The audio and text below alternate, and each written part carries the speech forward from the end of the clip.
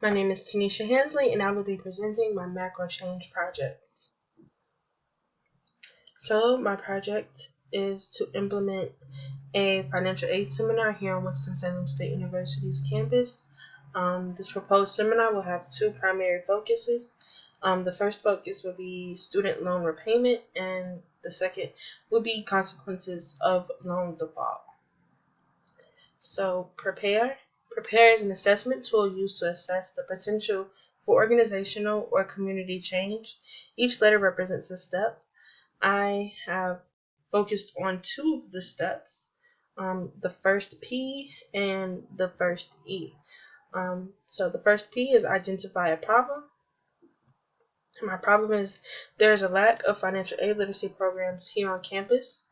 And the second E is establish primary goals. So the primary goal of the financial aid seminar is to teach Winston-Salem State University students about how to repay student loans.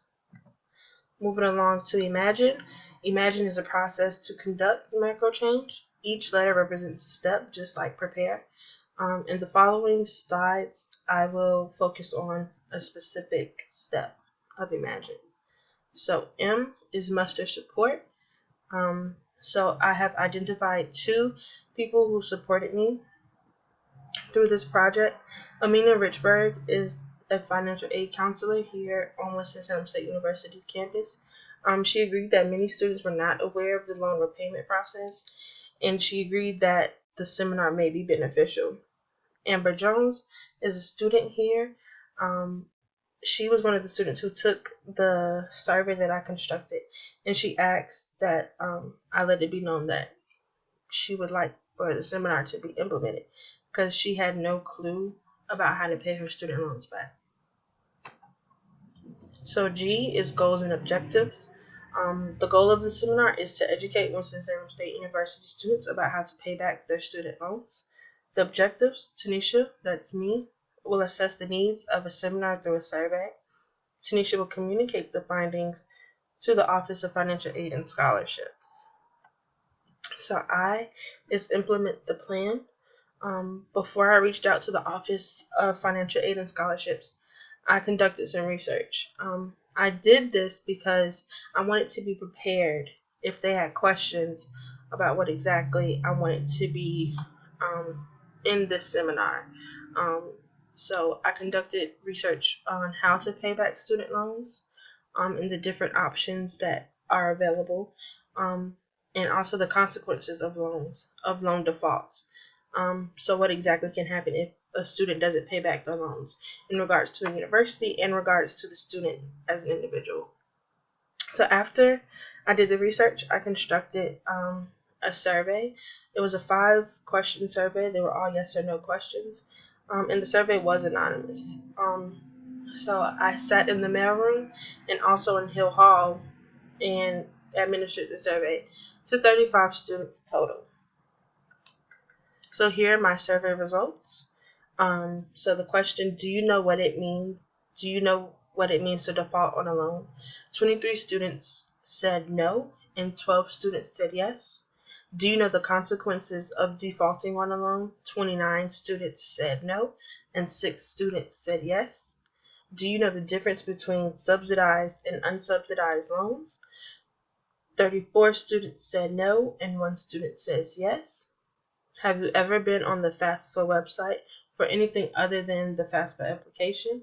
33 students said no, and 2 students said yes.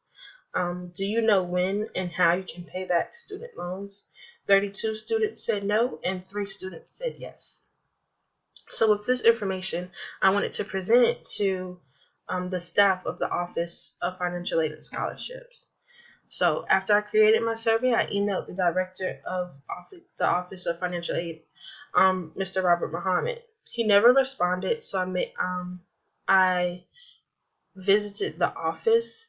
There, I was greeted with a student receptionist. He took down my information and said that he would pass it along to Mr. Muhammad. I waited another week and still didn't have a response. So I went back, and there I was met with an adult receptionist, and she recommended that I speak with Miss Richburg. and she passed the information along to Ms. Richburg. And then Ms. Richburg called me a day later. She agreed that the topic should be discussed in the seminar. However, she was worried that the seminar wouldn't have much student participation because of previous events that the staff tried to hold in the past. And she offered to speak to Mr. Muhammad about implementing the seminar during the one-stop sessions that took place this semester. I agreed to let her speak to Mr. Muhammad on my behalf, even though I expressed to her that I wanted to sit down with the both of them.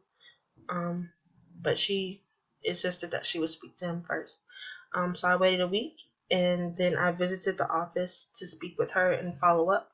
But she was busy, and so the receptionist promised to pass along the message.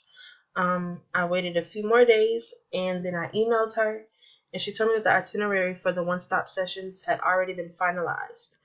I got a little discouraged because I felt like if I would have sat down with Mr. Muhammad and her at the same time, it would have been expressed that there was a need, and I would have had a chance to give the survey results to them and explain to them that some students are actually interested in this seminar. So now I'm considering how to educate students about this important topic.